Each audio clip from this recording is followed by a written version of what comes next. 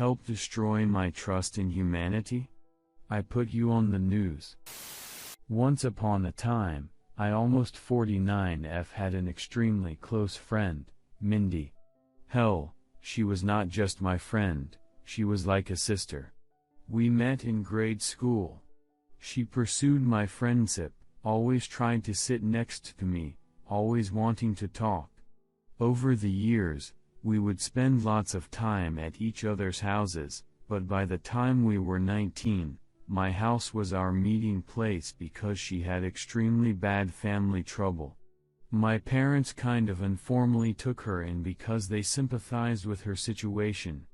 I always tried to make her feel like she belonged and avoided luxurious stuff if she could not afford it, expensive shows, nice clothes she might like but could not wear.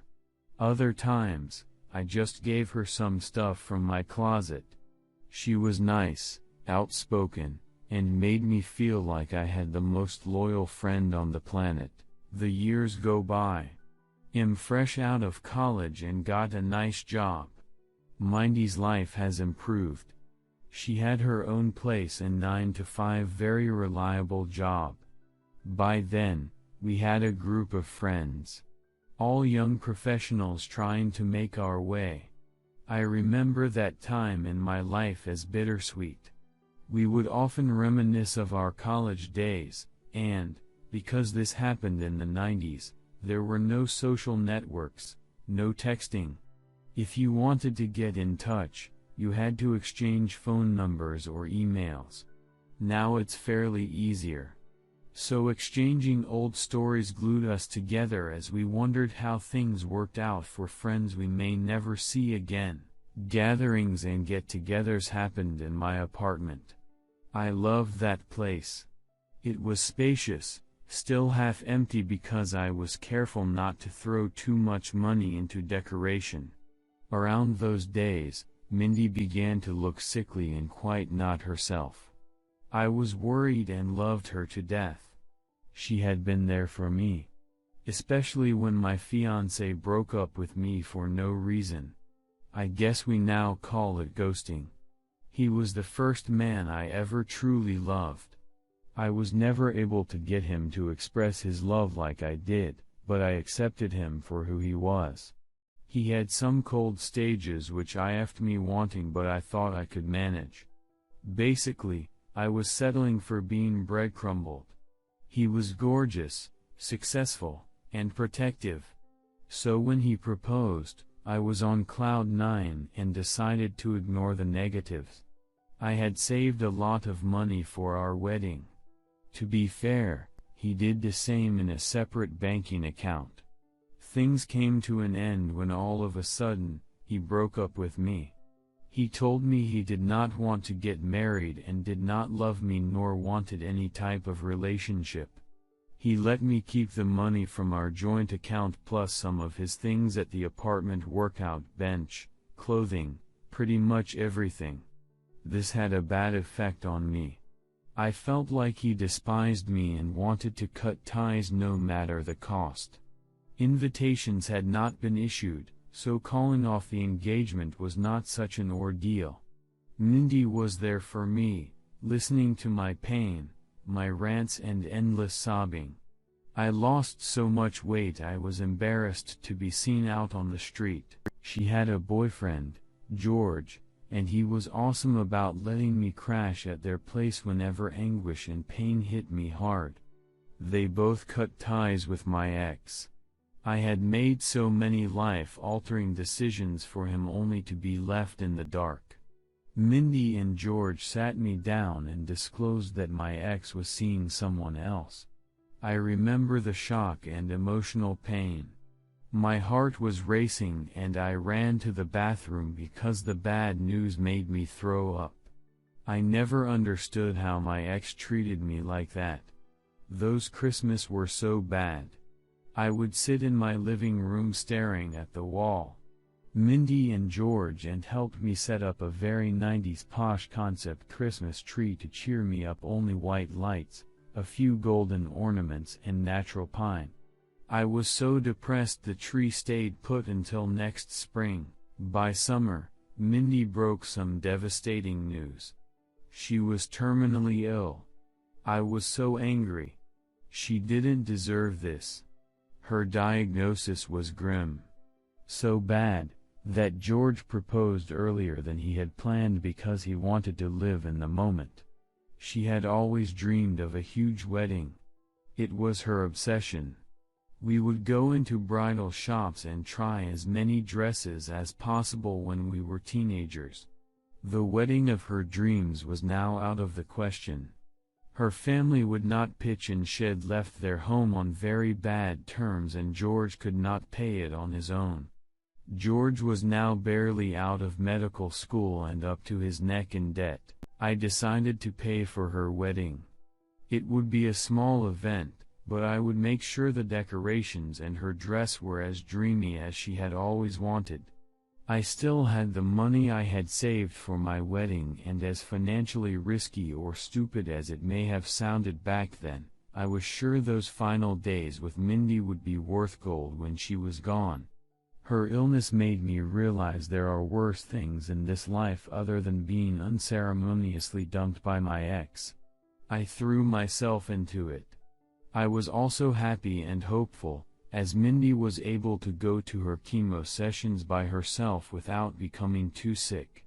She also looked much better than other patients. Our group of friends also helped her a lot.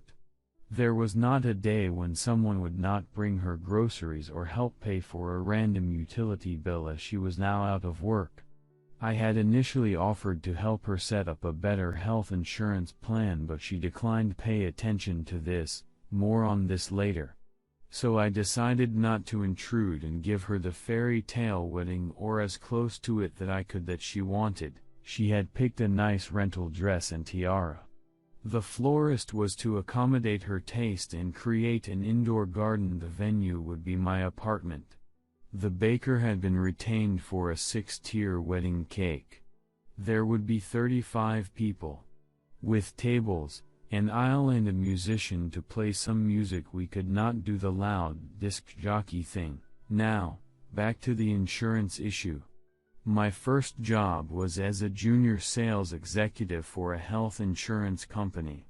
There was a legal dispute against another insurer and I was called in by the court to be a witness. As I was getting cleared to enter the building, I saw my ex. My stomach churned. I immediately thought courtroom wedding. By the time I reached for the elevator, he had already vanished. That messed up my day. I relived the lack of closure all over again. I could not let it go. I contacted a good friend who I knew was doing her law internship at the court district. She helped me by checking any legal records regarding my ex. No court wedding. I was relieved. I know it sounds silly, but there was a fraud claim and he was the plaintiff. I didn't make much of it, but it was strange. He was very smart and getting screwed out of his money sounded too uncharacteristic. I still wanted to help Mindy and tried to set her up with a good insurance plan. I knew it was difficult given that companies treat terminal patients as money-dumping risks. I pleaded with my old boss and he searched her name, but she was not in the company database. Maybe she was using a different insurer, but that was odd because she clearly told me what her insurance company was. I felt guilty because I was kind of snooping. Things were normal for a month, until my friend at the courthouse broke some disgusting news. The defendant in my ex's lawsuit was my best friend, Mindy. She asked me if I knew anything about it. I had no idea or clue. She then disclosed that the case had become popular gossip among courtroom clerks because my ex had fallen for a complicated Cupid scam. As it turned out, Mindy and my ex had an illicit love affair behind George's back and mine. It spanned a full year. And she was not out of work. She had been fired for embezzlement and larceny, stealing from an employer. I did know that she kept moving apartments, but I thought she had been trying to save on rent, so she had kept looking for cheaper and cheaper places. She moved around towns in the same city. First she took my ex's money for some investment and she used her former employer's credibility for it, never got too many details. Then she got him to help her with medical bills, and scammed him out of close to $20,000. Her illness was fake. I avoided her for a week. I hired a pie to help me get whatever I could, without much hope as their affair had ended. The pie managed to help me get some closure. His name was on her lease for a small studio. Everyone in the building thought they were a couple. It was their love nest and it was 2 hours away. I never suspected anything. But apparently, he had been lying to me about his actual working hours. He had also helped cover for her car payment at least 6 times in a year. She had my ex as her sugar daddy. She had seen me cry, puke, curl on my bed and had broken the news that he had someone else, herself. My ex seemed salty over the fact that she had chosen to stick with George. It was simple math. My ex was very successful, but George, although not wealthy yet, had become a physician and was spoken for to start a small practice with a potential partner. She upped and left and cheated him out of money along the way. Apparently my ex figured out she had been lying about her condition. The disgust, pain and disappointment hit me fairly hard, but somehow, I had so heavily invested myself in helping her that I had emptied myself of any potential nerve-wracking reaction. I was numb. I went straight to all the wedding vendors and canceled before it was too late to get my money back. I defunded her wedding. No cake, no dress and no veil. I sat down with George on a Friday afternoon and offered him all evidence and proof. He cried, but at the end admitted to feel painfully relieved. Yes, he loved her, but he had felt pressured to get married. He confessed to many red flags. She always went to her medical appointments by herself and became irritated if he asked too many questions. She had shown him some test results that were incredibly well crafted, but now knowing what she had done he thought the medical documents could be fake. He confirmed that the sneaky way, having his nurse ex-roommate run her name in the computer at where she claimed to be her doctor's office, it was logical on her part as back then, a fairly small town had only one oncologist. We also suspected that she may have been having a new affair as she spent more and more weekends with her all-girls church camping group. She claimed it was her sanctuary and helped her a lot. It may have been a front. George and I accepted the fact that we had been cheated, taken advantage of and emotionally destroyed by the same person. I personally felt a loss of innocence. Now I understood why she wanted to keep her wedding thing almost a secret. It may have been possible that making it public may have blown her cover, one way or the other. George and I decided to do what was right. I paid for a video tribute to my loyal friend and decided to send it to the local news as the heartwarming story of love and healing. It featured her in George's apartment compound on purpose so that everyone wanting to serve her court papers could find her.